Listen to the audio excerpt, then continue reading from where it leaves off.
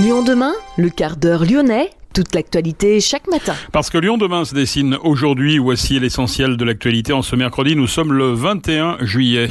Entre 15 jours et 1 mois pour un rendez-vous de vaccination à Lyon, l'obligation du pass sanitaire pour entrer dans certains lieux publics a entraîné un rush sur Doctolib. Le nombre de cas de contamination en France au Covid-19 sur les dernières 24 heures a grimpé à 18 000, chiffre inquiétant selon le gouvernement. 1 an après la mort d'Axel Dorier, cette jeune femme de 22 ans traînée sur 800 mètres par une voiture à Fourvière, l'enquête est en passe de s'achever. Le Citral propose aux habitants du Grand Lyon jusqu'au 3 septembre de participer à une enquête portant sur le projet controversé de télécabine qui relierait Francheville à Lyon. Un atelier pédagogique réservé aux enfants est installé aux portes du musée des Confluences. SOS Extinction pour évoquer la sauvegarde de la biodiversité. Le meneur américain Chris Jones débarque à Lasvel. Et puis le Sun Trip Europe 2021 est arrivé hier à Place Bellecour. En tête, un Français, Jean-Marc Dubouloz. Son vélo, hier, n'est pas passé inaperçu. Reportage dans cette édition. Lyon demain, le quart d'heure lyonnais. Toute l'actualité chaque matin. Gérald de Bouchon. Bonjour à tous et bienvenue dans ce quart d'heure lyonnais. Entre 15 jours et 1 mois pour un rendez-vous de vaccination à Lyon, l'obligation d'un pass sanitaire pour entrer dans certains lieux publics a entraîné un rush sur Doctolib. Les délais de rendez-vous dépendent du vaccin demandé pour les doses de Pfizer BioNTech réservées aux moins de 50 ans et au personnel soignant prioritaire. Ces doses sont bien disponibles au sein des centres de vaccination, mais Doctolib n'affiche aucun créneau disponible avant le 17 août prochain à Lyon. Les hospices civils de Lyon annonce l'ouverture prochaine de créneaux au début du mois d'août dans certains de ces centres et notamment dans les hôpitaux Croix-Rousse et Édouard Herriot. Les moins de 50 ans représentent actuellement 84% des rendez-vous pris en France. Des délais moins longs pour Moderna, Janssen et AstraZeneca. Il faut compter en moyenne une quinzaine de jours pour ces vaccins. Effectuer un test pour détecter le Covid-19 reste en revanche planifiable dans des délais plus courts, pas plus de 24 heures à Lyon pour décrocher un rendez-vous en laboratoire d'analyse médicale ou en pharmacie. L'objectif de 40 millions de premières doses de vaccins contre le Covid-19 injectées devrait être atteint à la fin du mois de juillet, soit avec 1 mois d'avance sur le tableau de marche initial. Pour autant, le nombre de contaminations en France au Covid-19 sur les dernières 24 heures a grimpé à 18 000 contre moins de 7 000 une semaine auparavant. 6 912 malades du Covid-19 sont actuellement hospitalisés. C'est une légère baisse par rapport à lundi. Le nombre de patients en service de soins critiques recule également légèrement à 876 contre 902 dimanche. La maladie a emporté 33 patients à l'hôpital au cours des dernières 24 heures. Lyon demain, la radio lyonnaise a écouté partout dans le monde. 1 an après la mort d'Axel Dorier, cette jeune femme de 22 ans traînée sur 800 mètres par une voiture à Fourvière, la phase d'enquête est en passe de s'achever. Le juge d'instruction a adressé un avis de fin d'information aux avocats. Ces derniers ont 15 jours pour formuler d'éventuelles demandes avant que le dossier ne soit transmis au procureur de la République pour ses réquisitions. Le parquet pourra requérir un jugement des 2 jeunes suspects devant le tribunal correctionnel ou devant les assises ou encore un non-lieu. L'avocat du conducteur, maître Metaxas, entend demander à ce que le tribunal correctionnel soit saisi pour homicide involontaire. Du côté des parties civiles, on réclame les assises. Le conducteur est mis en examen pour l'instant pour violence volontaire avec arme ayant entraîné la mort sans intention de la donner et pour délit de fuite. Le Citral propose aux habitants jusqu'au 3 septembre de participer à une enquête portant sur le projet de télécabine qui relierait à terme Francheville à Lyon. Objectif, fixer les modalités de concertation à mettre en œuvre pour la phase de concertation réglementaire qui aura lieu de mi-novembre à mi-février 2022. Notez que ce projet de transport par câble comporte 3 tracés à l'étude avec un terminus à Perrache, Jean Jaurès ou Gerland. L'enquête est composée de 19 questions portant entre autres sur vos habitudes et les conditions de vos déplacements, votre opinion sur le projet de transport par câble ou encore vos connaissances sur ce projet. Notez que la maire de Sainte-Foy-les-Lyons, Véronique Sarcelli, réclame, elle, un référendum sur le projet. Lyon demain, Planète pour tous. L'extinction de masse menace la planète. Les enfants sont invités à se transporter en 2112. Objectif, mener une enquête pour savoir ce qui a provoqué la disparition de la moitié des espèces. SOS Extinction est un atelier pédagogique réservé aux enfants et installé aux portes du musée des Confluences. Explication, Chloé Juvel. Le musée des Confluences propose jusqu'à juillet 2022 un nouvel atelier de sensibilisation à la biodiversité. Ouvert aux jeunes de 9 à 13 ans, l'atelier de médiation se tient dans un container à l'entrée du musée. Le scénario, en 2112, plus de la moitié des espèces sur Terre a disparu. Les jeunes devront alors aider l'agence Futurix au sein de leur laboratoire mobile à convaincre les humains de préserver la biodiversité pour les prochaines générations. C'est au travers d'une scénographie immersive dans un monde naturel imaginaire que diverses activités sont proposées, mêlant expériences scientifiques et citoyennes. Laetitia Martin, responsable du service de la médiation culturelle au musée des Confluences, nous présente l'atelier. On leur propose de s'embarquer dans une aventure pour préserver la biodiversité en danger.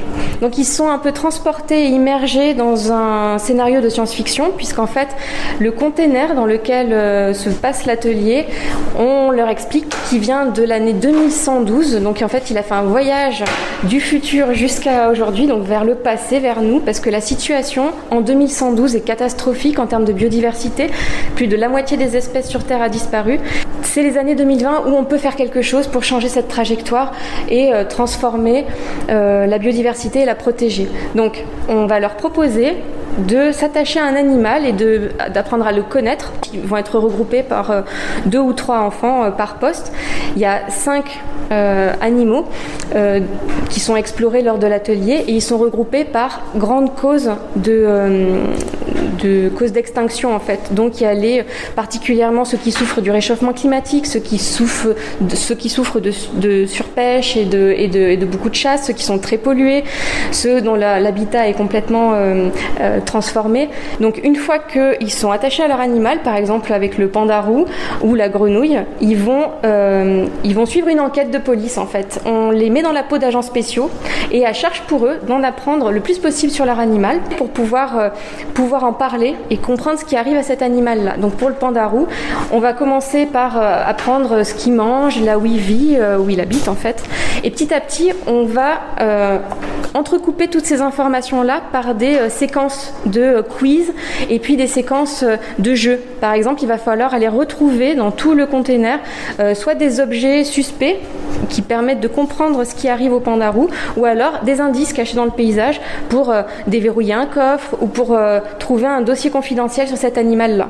Donc on l'a vraiment rythmé en fonction de l'âge des enfants pour qu'ils puissent passer un super moment, être très acteurs et actifs aussi et qui finalement passent un très bon moment tout en apprenant plein de choses sur la biodiversité. Pourquoi cette thématique, le choix de la thématique environnementale ? Parce que ça fait partie des grandes thématiques qui sont explorées par le musée des Confluences, que ce soit dans le parcours permanent ou dans les expositions.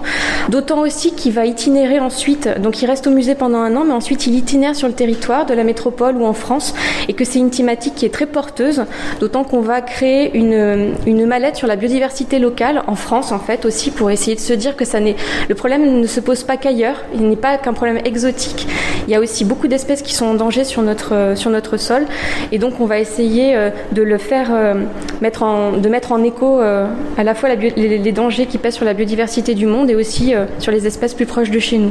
Donc finalement c'est un sujet qui touche beaucoup, c'est un sujet d'actualité évidemment, dont les enfants, il me semble, parlent énormément aussi en famille. Donc c'était important pour nous de donner des clés scientifiques aux enfants et de leur donner aussi l'occasion de s'exprimer sur ce défi qui se pose à nous mais qui va aussi beaucoup se poser à eux.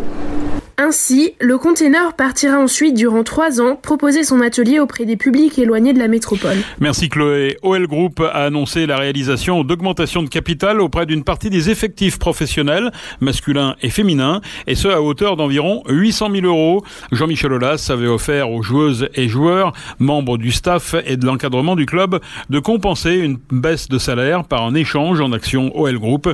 L'opération permet au groupe de Jean-Michel Aulas d'améliorer sa position de trésorerie et de renforcer ses fonds propres. Le meneur américain Chris Jones débarque à Lasvel. Le club de Tony Parker annonce sa 6e recrue de l'été en la personne de l'ancien joueur du Maccabi Tel Aviv. Son vélo ne passe pas inaperçu. Il ressemble à une petite voiture de course surmontée de panneaux solaires. Jean-Marc Dubouloz a remporté le Sun Trip Europe 2021 en 33 jours, 2h45 minutes. Léna Ménager s'est rendue place Bellecour pour l'accueillir. Je me situe aujourd'hui sur la place Bellecour, point d'arrivée du Sun Trip Europe, une sorte de Vendée Globe terrestre à vélo. C'est à bord de vélos très particuliers, équipés de panneaux solaires, que les 40 participants de la course ont parcouru plus de 10 000 km en partant de Bruxelles et en arrivant à Lyon, en traversant une vingtaine de pays avec des étapes telles que Riga, en Lettonie, Constanta ou Porto. Jean-Marc a 56 ans, il est français, il est le premier à avoir franchi la ligne d'arrivée. Amateur passionné de vélo, il a découvert ses vélos à panneaux solaires il y a quelques années. Il espère, grâce à cette course sportive, faire découvrir ce nouveau type de transport écologique et le démocratiser. Moi, je m'appelle Jean-Marc Dubouloz. J'habite entre la Normandie et Paris, voilà, mais je suis originaire de Haute-Savoie. C'est ma première participation et j'ai découvert ça lors du dernier Sun Trip Lyon-Canton. Et j'ai dit, pour les raisons que je viens d'évoquer, il y a de l'aventure, du sport, de la techno et des valeurs. C'est ça que je veux faire. Est-ce que vous pouvez décrire pour les auditeurs à quoi ressemble votre vélo, parce que c'est quand même un peu particulier. Alors en fait c'est un vélo électrique, il faut imaginer un vélo électrique sur lequel au-dessus on a des panneaux solaires qui alimentent notre batterie du vélo électrique, puisque dans le règlement du Sun Trip nous n'avons pas le droit de recharger sur le secteur, c'est tout l'intérêt de la course. Donc ça c'est un vélo électrique, mais sauf que le nôtre il est caréné, donc c'est ce qui lui donne une forme d'une petite voiture. Et en fait c'est pas une voiture, c'est un vélo électrique solaire, c'est un vélo électrique mais caréné, et c'est ce qui donne sa performance, parce que en fait la pénétration dans l'air est fondamentale pour la vitesse. Alors nos vélos ils pèsent à peu près chargés, parce qu'on a la tente, on a tout, puisqu'on part en mode Vendée Globe. Donc chargé on est à 70 kg, ce qui est très lourd pour un vélo, parce qu'il y a aussi le poids des panneaux solaires qui est lourd quand même. Et à quelle vitesse ils vont à entre 30 et 40, ce qui est rapide pour un vélo et lent pour une voiture. Mais là on se compare vraiment à des vélos, voilà. Mais ils peuvent tenir longtemps grâce à l'énergie solaire, puisqu'on affichait donc des moyennes journalières de 350 km. J'ai même un record à 450 km une journée, donc un Paris-Lyon en une journée en vélo électrique, ce qui était juste inimaginable il y a encore quelques années. Qu'est-ce que c'était la réaction des gens quand ils vous ont vu tout au long de la course? Vous avez quand même traversé 20 pays. Qu'est-ce que c'était la réaction des gens face à vos engins qui sont quand même atypiques? C'est incroyable l'accueil positif qu'on a. On a 80% des gens qui nous font le pouce levé, qui nous parlent, qui nous sifflent, qui nous klaxonnent. Enfin, tout le monde se retourne et nous regarde et comprend tout de suite ce que c'est en voyant les panneaux solaires. C'est ça qui est intéressant. Comment est-ce qu'on pourrait imaginer adapter, parce que vos vélos sont assez gros, vous parliez d'urbain par exemple, ouais. Comment ça pourrait s'adapter? En fait, je pense qu'il y a un marché, il y a un univers de vélos à plusieurs roues, comme nous on est à 3 roues, mais pourquoi pas 4 roues, qui soient un peu plus petits, qui soient vraiment facilement accessibles. On s'assoit dedans comme une petite voiture, mais qui soient aussi à pédale, avec des panneaux solaires, qui seraient donc plus gros qu'un vélo normal, mais quand même à taille humaine, où on serait à 2 personnes, et de toute façon ces vélos sont en train d'arriver. Maintenant, place au repos. Pour Jean-Marc, c'était sa première course internationale et il en a gardé quelques souvenirs. Il nous a montré les nombreuses dédicaces écrites par ses amis avant le départ et par les personnes rencontrées au fil de sa route, écrites sous le panneau solaire qui est situé au-dessus de sa tête et de son vélo. Merci Léna, c'est la fin de ce quart d'heure lyonnais. Merci de l'avoir suivi. On se retrouve demain, même heure, même antenne. En attendant, restez prudents.